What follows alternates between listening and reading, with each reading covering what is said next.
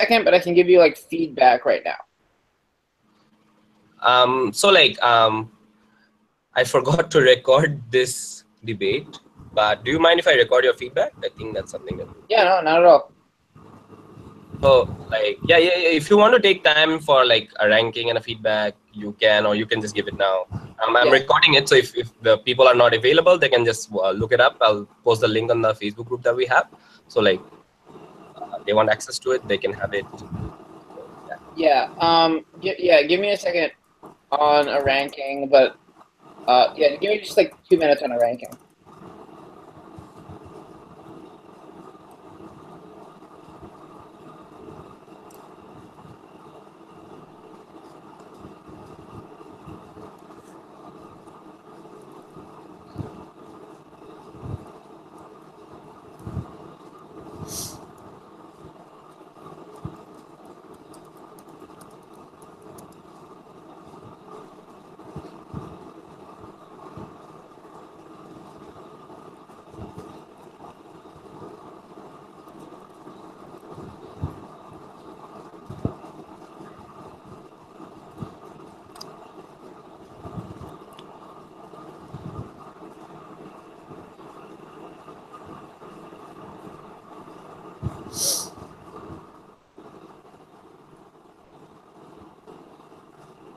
Okay.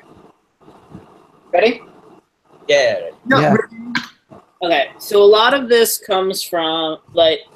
So I'm going to give a lot of feedback being like, all right, what do American judges look for and how do American judges look at this? So I went first to opening opposition, second to closing opposition, third to opening government, and fourth to closing government.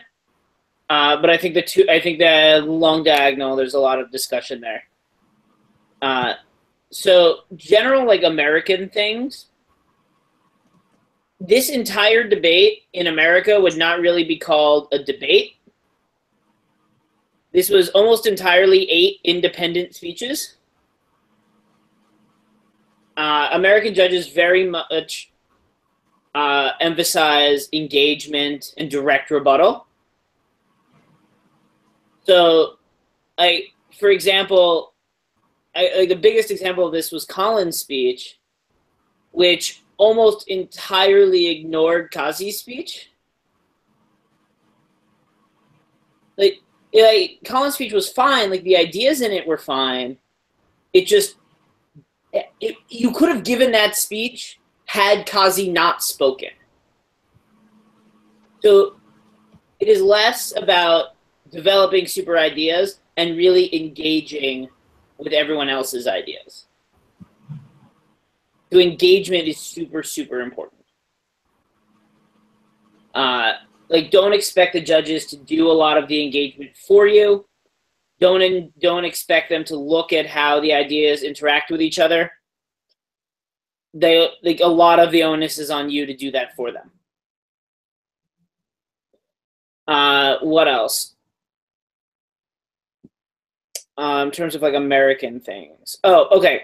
So for Sworddeep and Rama in the whip speeches, is neither of you centered the round on certain points of clash or tried to focus it on things? You kind of talked much more broadly.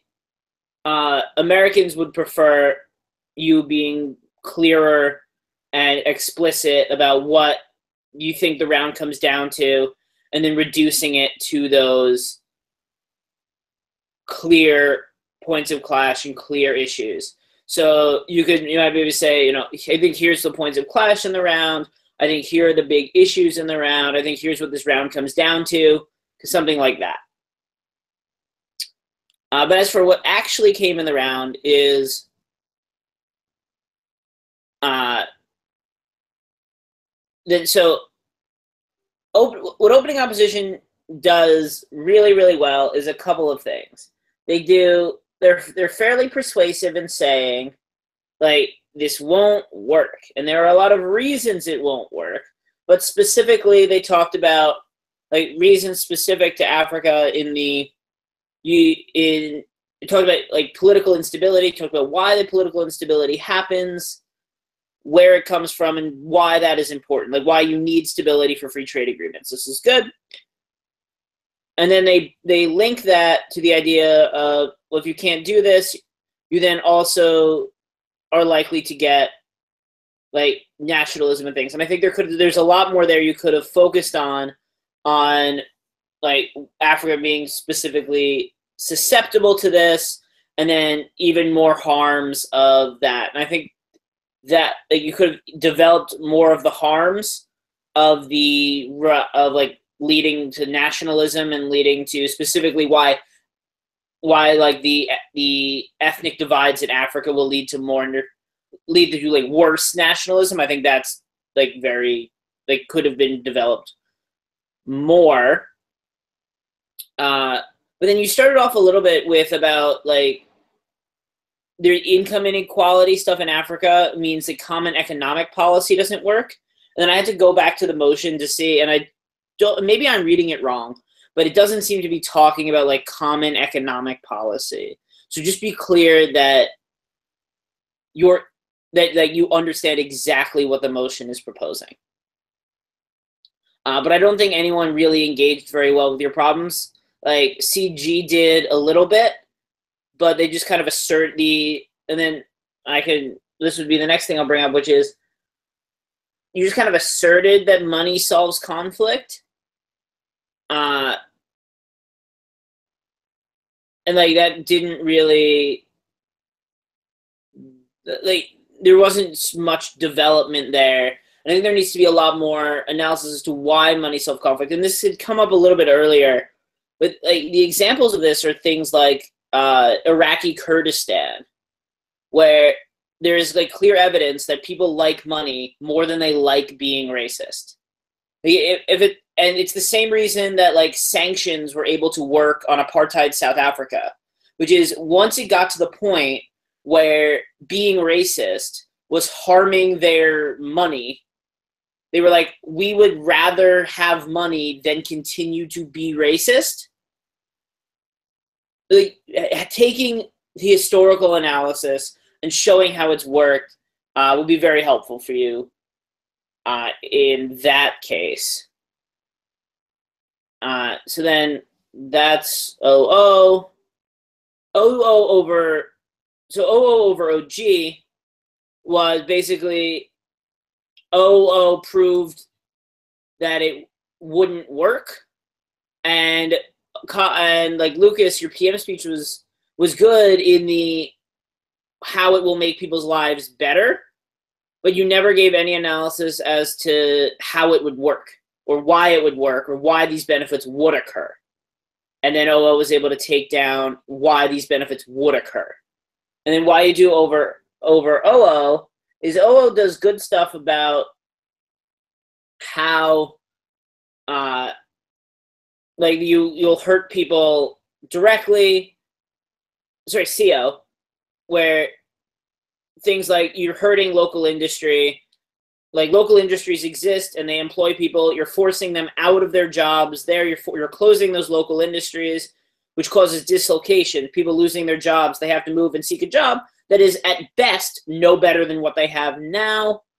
And the idea that the only reason MNCs would go into a place with all that political instability would be to exploit labor, to like take care of the cheap labor. And then the idea you're even like you're inhibiting development by removing capital. I think this is like really good and really strong, but I think it's less.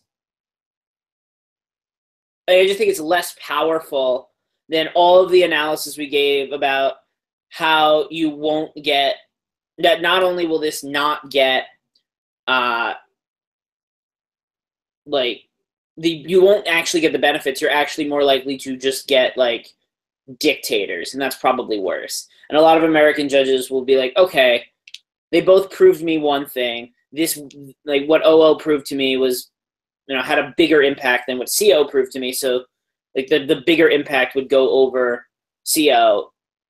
Well, the bigger impact would go over the smaller impact, where especially without the whip speaker to contextualize the extension and to show, like, the job of the whip speaker normally would be, here's why we won the round with my partner's arguments.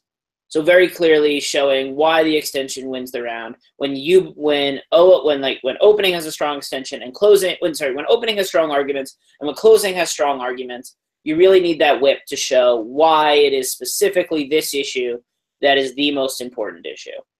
Then on government bench, he said Lucas does a good job of showing about, like, why this would work, or like what the benefits are. And then the strongest thing we get out of closing government is money limits conflict. It allows you to have a stronger voice, and MNCs, domestic MNCs. I don't really understand the domestic MNCs argument or where those are coming from. Like, I just didn't understand that, and maybe that's just me. But the stronger voice argument also very much came out of opening. Like, there was the idea that you're able to negotiate together and speak more strongly, like, was one of the first things Lucas said, I believe. So, like, I need more analysis in order to fully credit that for closing government. So then why did I think that closing opposition took it over opening government? Which is when closing says basically all the jobs of these people. So opening government says, like, we create jobs and that'll make people's lives better. And then closing opposition says, no, all these jobs will be terrible. And in fact, you're taking money out of the country, which is just going to hurt them. Without the analysis being why these benefits would occur, and I only have these benefits will happen, not why, I'm deferring to closing oppositions. No, you won't get the benefits in the first place. Questions? Okay. Sorry about that. Jake, actually given that this matches what I remember of other judges. So thanks for judging this particular member. It's basically help us. Okay, I can't understand what you're saying. All right, can you hear me now? Yes.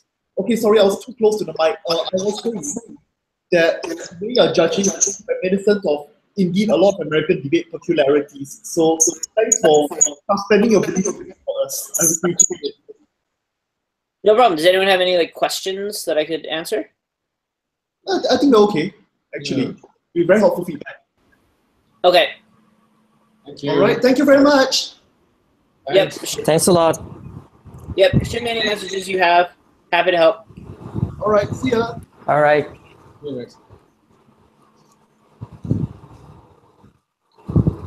Okay, okay, people, sorry, are you still there? Yeah. Yeah, I'm here. Okay, I just want to say something first, which I think might help our discussion. Something. Sorry. Okay,